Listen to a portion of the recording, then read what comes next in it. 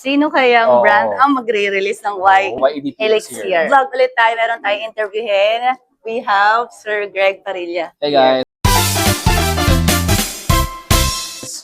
So meron lang akong 5 questions for you, sir. Sure. First Ang hirap. question, ang dami niyang perfume. Ang dami niyang perfume, di ba? I mean, what is your set of today or So today? today ko is with I think Uy, dala! dala ko siya. It's Ah, dinigay. bigay ko pero may bayad lang. Oh, Sir Joff! So this is Sir Joff Iomi. Ang dumi. So Sir Joff Iomi DF5. Yan. So it's Anong leather. scent profile nito? Ah, leather? It's leather. Ah, Leather, kasi green yung outfit apple, niya pang ano medyo talaga, dark mga, medyo dark scent siya. yung mga ganyang outfit or yung mga leather scent, talaga parang more all black no? All Leather black. gaya ko Ganda, oh. So, second question, sa lahat ng perfume mo, isa lang, what is your most complimented fragrance? Most complimented, Club Dinubi. Club Dinubi. Parang narinig ko na yun. Oo. Yeah, natutuwa siya dito. Yun talaga. Oo. What is your most memorable scent? Like yung kapag naamoy mo yun, meron ka talagang special memory about that fragrance. I think Spirit of Dubai Maidan kasi that was my first time na makarating ng Dubai. So I bought the fragrance, tapos yun yung parang hinahanap-hanap kong scent nung first time ko sa Dubai. So parang memorable siya for me. Maidan.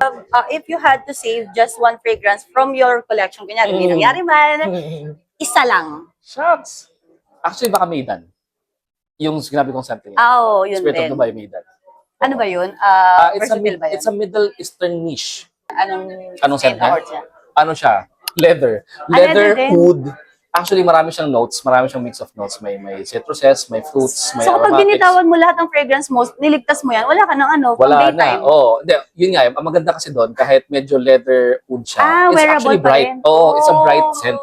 So last question, what scent, kunyari lang, kung magkakaroon or kung magsasuggest ka ng isang breakup perfume, Breakup. yung magiging memorable na hindi ka niya makakalimutan, bakit mag-break ganon? Gets. Pili ka ng isa at Isang bakit? breakup perfume. Oo. YSL Y Elixir.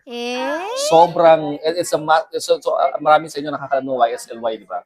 Pero yung Elixir kasi, it's much more deeper, mas mysterious, mas unique than all YEDP, pero super likable. So I think yun. Bakit wala nag-release naman? Walang you have to discover more than what's the hype. Sino kayang Oo. brand ang magre-release ng YEDP Elixir? Yeah. So that's all. Thank you, sir. Thank you.